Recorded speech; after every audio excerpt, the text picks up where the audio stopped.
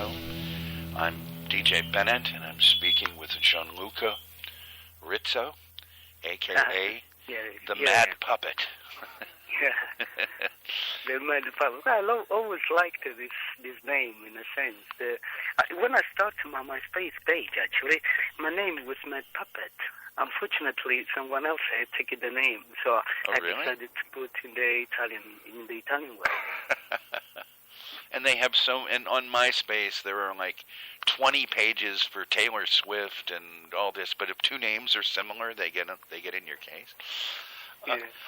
Anyway, that was the whole new trip are these trips to imaginary cities, and yet I can't help but think that you have actually gone to real cities, and you've gone outside of your own safety zone, your own language zone.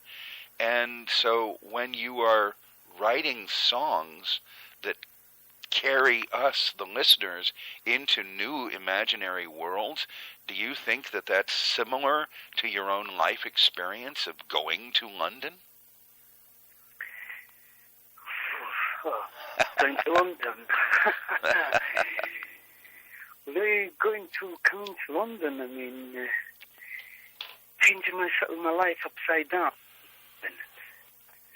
Coming to England was a shock to me.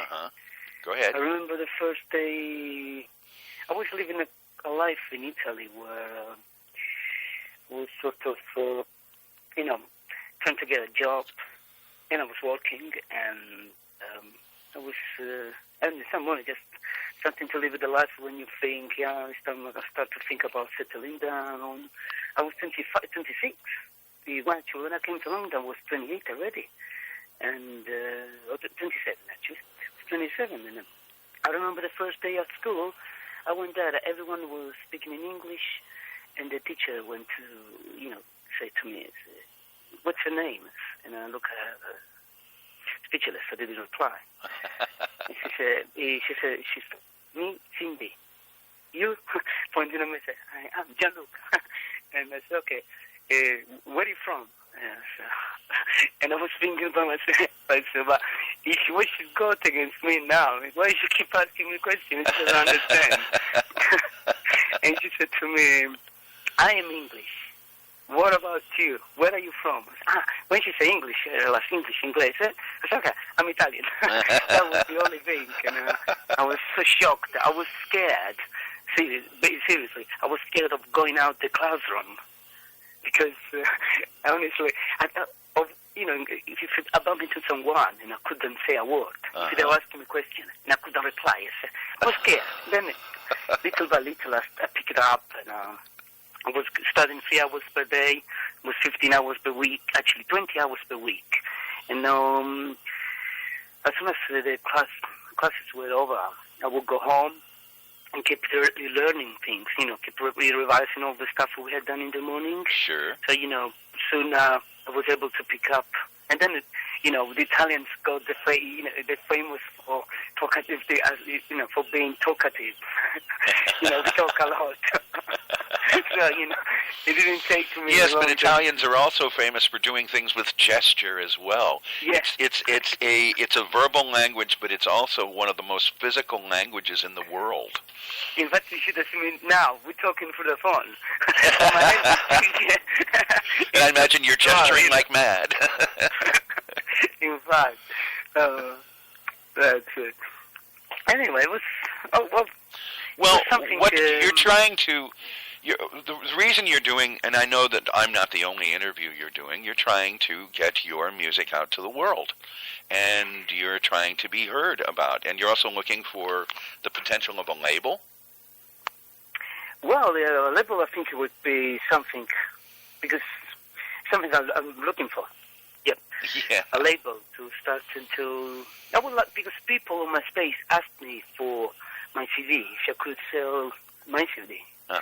And unfortunately, I haven't been able yet to do that. And but probably I've sent about 20 copies or more, but just for free to people. I go to their address and I've sent it to them. And now I'm sending one to a girl in Romania, and it's Romani. What do you call it? Romanian. She's Romanian. I think the country, Romani, something like this. Anyway, it is Europe. And she's one of the person I liked a lot, like the feet of my father, because she lost her father recently, and she said, "Oh, thank you very much for having written this song. It's beautiful, and I really see myself in that song. Thank you very much." Doesn't that make you feel great? It isn't something that you intend to do necessarily, but when somebody actually responds with honesty to what you're doing, doesn't that make you feel like you've done something, that you're actually... Yeah, in fact, it does. It makes me feel like that. To be honest, Bennett, as a singer, I need to say, I want to quit the first time music, which was after my father's death. Yes. And then I restarted 3 years later.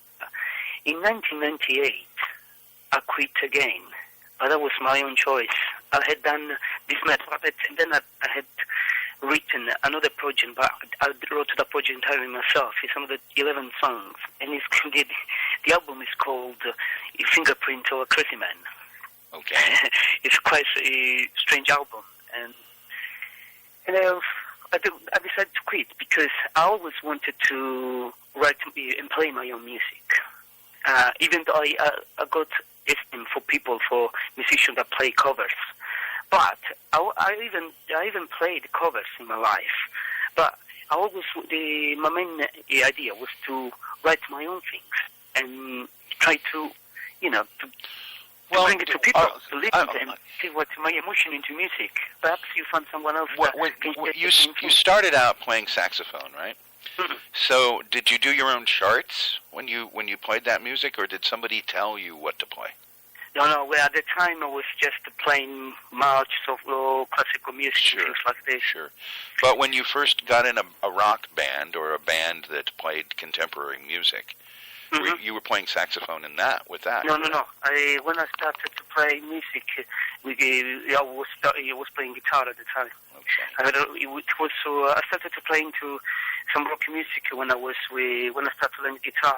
I got together with the two guys from my own town, and we were actually trying to do this sort of two guitars and a drummer. That's all we were doing, because one of the guys, the other guitarist, was a good vocalist as well, so he could sing and accompany himself while singing.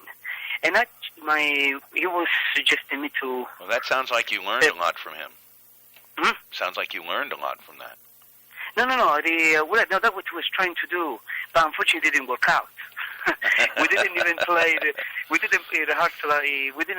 We never had a rehearsal because we went to look for a set of drum, and the guy said that it was, we had already dealt with a supplier, and he was giving us a